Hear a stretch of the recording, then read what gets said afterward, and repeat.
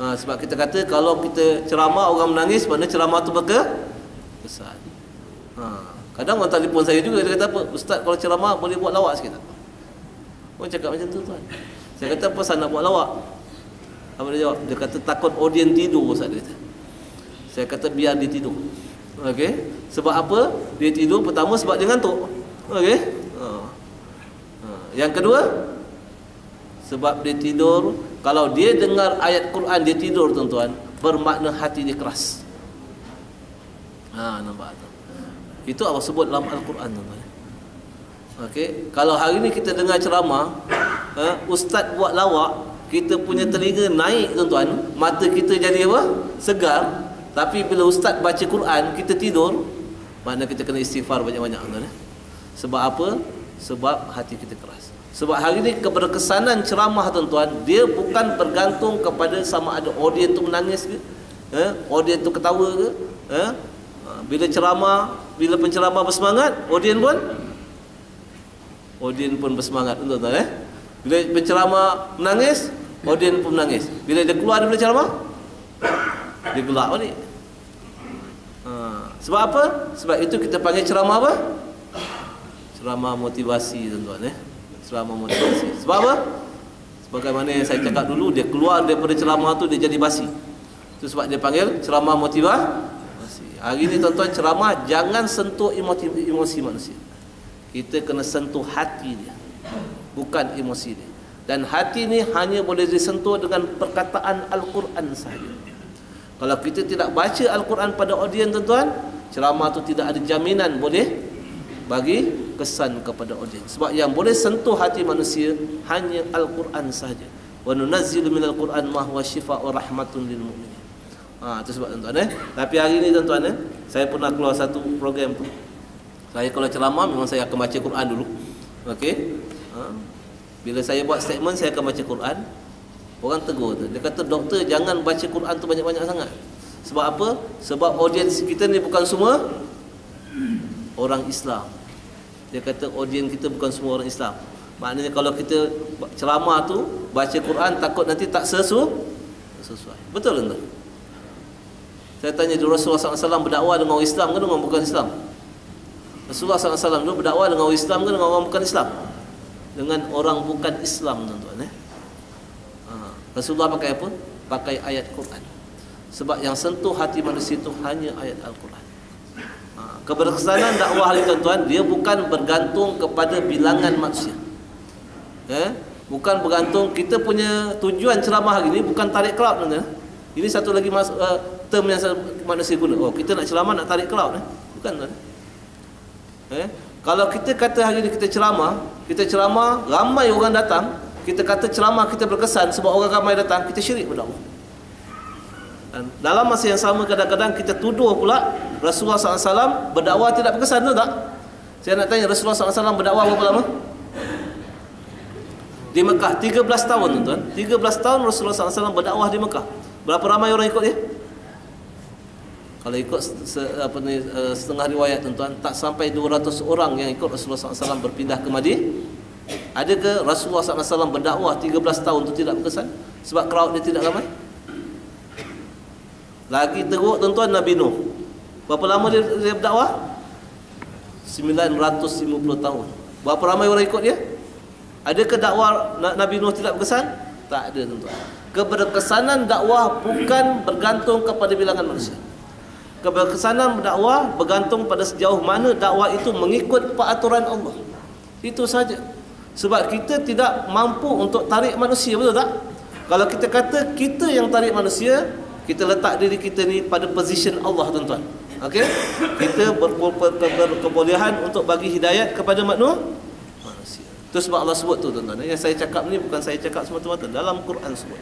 Tuan-tuan boleh rujuk pada surah An-Nahl. Surah An-Nahl ayat yang ke-125, surah yang ke-16. Allah sebut apa tuan-tuan? Ud'u ila sabili rabbika bil hikmah. Serulah pada jalan Tuhan kamu itu dengan hikmah. Perkataan al-hikmah ni pun orang salah tafsir. Itu sebab kenapa tafsir pertama kena rujuk pada Al-Quran. Hari ni orang cakap apa? Al-hikmah tuan-tuan, ustaz kita nak dakwah ni kena ada hikmah sikit. Apa hikmah? Apa yang maksud hikmah? Kena tengok apa yang audiens suka. Itu sebab hari ni tuan, kita panggil dakwah with contemporary approach. Kononnya contemporary approach. Sebab apa? Sebab kita nak tarik audiens. Tugas kita bukan tarik audiens tuan. Tugas kita sampaikan saja. Sama ada audiens suka tak suka itu bukan urusan kita. Yang penting siapa suka? Allah suka. Jadi macam mana kita nak tahu dakwah kita Allah suka ke tak suka? Kita kena dakwah gunakan ayat Al-Quran. Al-hikmah dekat situ ditafsir sebagai Al-Quran. Banyak tempat dalam Quran tafsir perkataan hikmah, terutama pada surah Yasin, Yasin wal Quranil Hakim. Demi Quran yang penuh apa? Penuh hikmah. Hari ni kalau tuan-tuan dakwah ataupun bagi motivasi tak pakai Al-Quran tuan-tuan, saya tak jamin dia ada keberkesanan. Sebab hanya Al-Quran saja boleh sentuh hati manusia. Kalau kita berdakwah, kita pakai Al-Quran, orang tak ramai ikut, itu bukan bermakna dakwah tuan-tuan tidak berkesan. Okey? Itu sebab Allah sebut dalam pada surah Qaf lah, pada surah Qaf Allah kata fazakir bil Quran. Berilah peringatan tu menggunakan ayat Al-Quran. Senang je tuan-tuan. Kalau ambil contoh macam mana Sayyidina Umar berubah? Dia dengar beberapa potong ayat Quran pada surah Taha saja. Taha ma anzalna alaikal Quran litashqa. Beberapa ayat Quran, tak perlu ceramah panjang-panjang tuan-tuan. Tak perlu ceramah berapi-api. Tak perlu ceramah menangis. Tak perlu ceramah apa lagi tuan-tuan itu. Dengar ayat Quran saja. Terus hati yang ganas tu, yang keras tu terus beriman pada Allah. Nampak tu? Tapi hari ni tuan-tuan, kita kalau berdakwah orang tak ramai ikut, kita sedih, betul tak? Kita berdakwah orang tak dengar cakap kita, kita marah. Nampak? Kita tugas kita tuan-tuan, kita berdakwah bukan tarik ke laut. Tapi hari ni kita kata, kalau orang tak ramai nanti Islam tak kuat, Ustaz kata. Saya nak beritahu tuan-tuan, kekuatan Islam dia bukan duduk pada ramai bilangan, bukan bilangan ramai. Kalau kita kata kekuatan Islam duduk pada bilangan ramai, lagi kita syirik pada Tuhan. Kekuatan Islam dia bukan duduk pada manusia. Kekuatan Islam dia duduk pada Allah tuan-tuan. Hatta kita seorang hari ni tuan-tuan, kalau Allah backing kita tuan-tuan, tak ada siapa boleh kalahkan kita. Itu Allah beritahu motivasi itu kepada Rasulullah SAW pada surah Al-Anfal. Ya ayuhan Nabi hasbukallah. Wahai Nabi, cukup aku saja tolong kamu untuk hadapi semua keengkaran kaum-kaum kafir Quraisy terhadap kamu. Jadi kita tak perlu bimbang tuan-tuan. Hari ini kalau kita nak bina jamaah yang bina jamaah itu mesti ikat diri dia pada Al-Quran dan Sunnah. Baru jamaah itu jadi jamaah yang kuat. Walaupun jamaah itu tuan-tuan seorang saja. Nampak tak? Jadi siapa yang pegang pada Al-Quran dan Sunnah, dia duduk dalam jamaah. Siapa yang tak pegang pada Al-Quran dan Sunnah, dia tak duduk dalam jamaah, walaupun dia duduk dalam persatuan yang sama. Itu kita nak kena define semua tuan-tuan. Jadi balik-balik pada kita punya statement kat sini. Jadi pertama sekali tuan-tuan, orang yang mengikut Al-Quran dan Sunnah ni, mereka tidak akan ditimpa penyakit bimbang. Itu yang pertama. Yang kedua, penyakit yang kedua adalah penyakit sedih. Penyakit apa? Regret. Sedih, kesal. Kenapa kita nak kesal? Apa tuan-tuan? What has happened already. You don't have to regret it. Tidak habis tak? Semua yang berlalu tutup buku. Sikap kita pada benda yang telah berlalu tuan-tuan apa?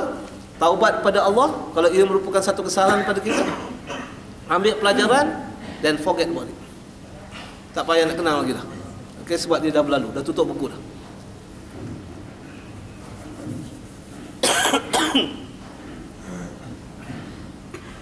Jadi apa yang kita kena buat adalah just concentrate in the present times. Itu je. Okey, kita tak payah worry pasal apa yang telah berlaku. Yang dah berlaku, kita bertaubat, Allah akan ubah segala kesalahan-kesalahan kita yang lalu tuan-tuan, dia jadi amal soleh. Contoh tuan-tuan, kadang-kadang orang kesal dia dah 10 tahun, 20 tahun tak sembahyang, 30 tahun tak ngaji Quran. Tak perlu bimbang. Taubat aja pada Allah, lepas tu start ngaji sekarang. Jadi you don't have to worry apa benda-benda yang telah berlalu. Wasting your time. Itu. Jadi maknanya orang yang dia panggil taat pada Allah, dia panggil kasih Allah, dia tidak akan ditimpa penyakit. Sebab apa? Sebab Allah guide dia. Siapa mereka ni? Siapa kasih Allah ni? Allazina amanu wa kanu yattaqun, yang saya sebut tadi. Jadi wali Allah ni adalah orang yang beriman dan bertakwa. bermakna orang yang belajar Al-Quran secara istiqamah. Nak jadi wali Allah tak susah, tuan. Tak susah. Tuan-tuan ngaji Quran. Tuan-tuan ngaji Quran, improve you punya reading skill, understanding skill, apa lagi? You punya application skill and pass it to other people. Makna jadi wali Allah. Makna Allah akan lindung. Makna apa? Tapi kadang-kadang itu yang orang tak nak buat. Dan kadang-kadang kita cari lagi benda yang pelik-pelik. Kadang-kadang kita buat lagi benda yang pelik-pelik, tapi Quran kita tak nak ngaji. Okey, itu kita tak. Jadi apa yang mereka peroleh? Orang yang disebut sebagai wali Allah ni, Allah kata apa yang mereka peroleh? Allah berfirman lagi pada muka surat 5 tu. Lahumul busyra fil hayatid dunya wa fil akhirah la tabdila li kalimatillah zalika huwal fawzul azim. Orang yang jaga Allah, tuan-tuan, Allah akan bagi dia kegembiraan dalam kehidupan dunia. Apa tu kegembiraan dalam kehidupan dunia, tuan? Ketenangan. Apa tu ketenangan, tuan-tuan? Ketenangan ni satu motivasi yang bagi dia kekuatan untuk beramal soleh. Itu dia. Itu dipanggil kegembiraan dalam kehidupan dunia. Kegembiraan ni bukan apa? Bukan dia panggil apa? Ataupun kebahagiaan ni, ataupun ketenangan ni bukan seronok, tuan. Apa beza seronok dengan tenang? Apa beza? Seronok. Seronok, tuan, dia bergantung pada keadaan. Kalau keadaan tu selari dengan dia punya apa? Dia punya apa? Keinginan dia suka, betul tak? Tapi kalau tak selari dengan keinginan dia tak suka. Dia stres. Tapi tenang apa? Tenang dia tidak bergantung kepada keadaan, betul. Tenang dia tidak apa? Tidak bergantung keadaan. Macam mana yang dia kata tenang, tuan? Tenang ni sebagaimana yang Allah SWT puji orang-orang mukmin, yang disebut sebagai orang yang tenang ni apa? Allah kata ajaban li amri mukmin. Itu dalam hadis yang sahih. Sangat mengherankan keadaan orang mukmin. Apa yang dikatakan sangat mengherankan keadaan orang mukmin ni? Allah kata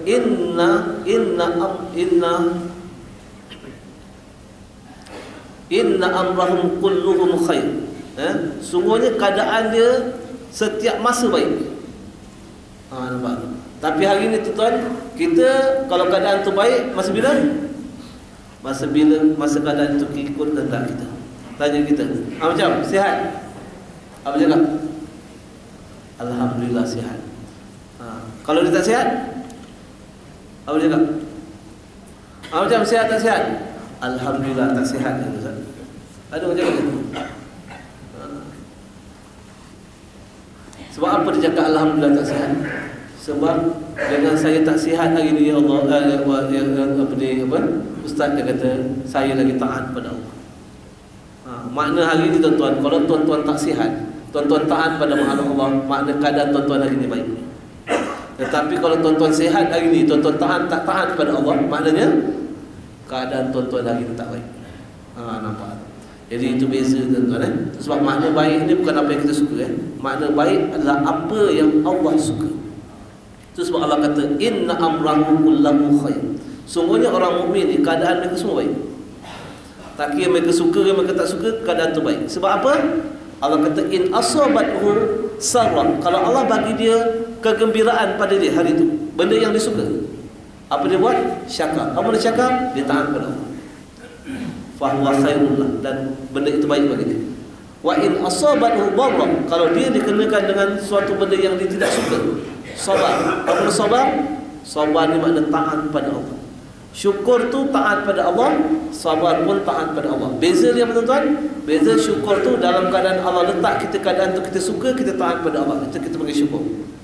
Tapi dalam keadaan di mana keadaan tu tak menyebelahi kita, kita tak suka keadaan tu, macam kita sakit dan sebagainya, tapi kita taat pada Allah, kita dipanggil sabar. Seorang mukmin, tuan-tuan, circumstances is not important. Yang penting adalah whatever circumstances that they are in, ataupun Allah put dia, whatever circumstances that yang dihadapi, dia tetap taat pada Allah SWT. Dan orang yang seperti ini, tuan-tuan, Allah akan bagi yang disebut sebagai lahumul busyra fil hayatid dunya. Mereka akan dapat kegembiraan, ketenangan dalam kehidupan mereka. Walaupun realiti, tuan-tuan, kadang-kadang memang kita tak suka sakit, tuan-tuan. Tapi kalau dalam keadaan sakit, tuan-tuan stres pun tak guna juga. Betul tak? Dalam kita sakit, tuan-tuan, saya nak tanya, dalam tuan-tuan sakit, tuan-tuan boleh tahan pada Allah? Boleh tak boleh? Boleh tak tuan-tuan tak taat pada Allah? Boleh juga. Maknanya kalau tuan-tuan sakit, maknanya tuan-tuan boleh pilih. Sama ada nak taat pada Allah, tak taat pada Allah. Kalau tuan-tuan taat pada Allah, mana tuan-tuan sabar. Dan orang seperti ini tuan-tuan akan dibagi kegembiraan kepada mereka dalam kehidupan dunia. Ya? Maknanya kalau kita risau pun tuan-tuan, dalam kita sakit, Allah akan cushion down perasaan risau kita. Sebab apa? Sebab kita taat pada Allah Subhanahu Wa Taala. Itu yang dipanggil kegembiraan dalam kehidupan dunia. Dan kehidupan akhirat Allah akan bagi di syurga. Allah kata tidak ada, dia panggil apa, perubahan bagi janji Allah ini. Dan Allah kata inilah kejayaan yang paling besar sekali. Kejayaan kita pada hari tuan-tuan yang paling besar apabila tiap-tiap hari tuan-tuan, tidak kira apa juga kita punya keadaan, kita dapat amal soleh. Itulah kita punya kejayaan kita. Bukan apa yang kita capai. Tapi hari ini orang selalu define kejayaan apa yang mereka capai. Kalau mereka bekerja, mereka dapat naik pangkat, mereka kata mereka berjaya. Tidak tuan-tuan. Kejayaan kita kalau kita bekerja hari ini, sepanjang-panjang kita kerja itu kita taat pada Allah, mana kita berjaya. Tidak kira sama ada tuan-tuan naik pangkat atau tak naik pangkat. Naik gaji, kita naik gaji. Sebab ingat, gaji kita yang paling penting apa? Ketaatan tu yang Allah bayar melalui pahala. Okey, kita habis masa dulu. Saya berhenti kat sini dulu. Baca dan perhatikan renungi ayat-ayat bawahnya agar kita lebih yakin serta bersemangat untuk menjadi manusia terbaik. Kita berhenti kat situ. Okey, pada muka surat 5 kita berhenti situ. Dan apa conclusion yang saya letak pada hari ini tuan? Okey, selepas habis kita menghadapi Maulidin Rasul. Okey, kita selawat dan sebagainya. Pastikan tuan-tuan, hari ini kita kena tanamkan kali keazaman kita untuk apa? Untuk baiki diri kita dengan Al-Quran. Jadi tuan-tuan kena sungguh-sungguh mengaji Quran. Improve lagi. Tadi saya ada buat pembincangan tuan dengan apa? Pihak jawatan kuasa apa? Surau. Ada kemungkinan kita nak buat program menghafal Quran ni dengan lebih dipanggil apa? Agresif lagi pada masa yang akan datang. Okey, dan kita akan buat balik seminar menghafaz Al-Quran ni dan kita akan buat program-program tersebut di sini. Okey. Saya akan jadi dia punya juru dia. Okey, jadi saya nak dia punya objektif dia apa? Satu hari satu ayat. Satu hari satu ayat. Tak boleh lebih tu kan? Satu hari satu ayat je. Nanti kita akan buat benda tu. Semua orang boleh hafal Quran.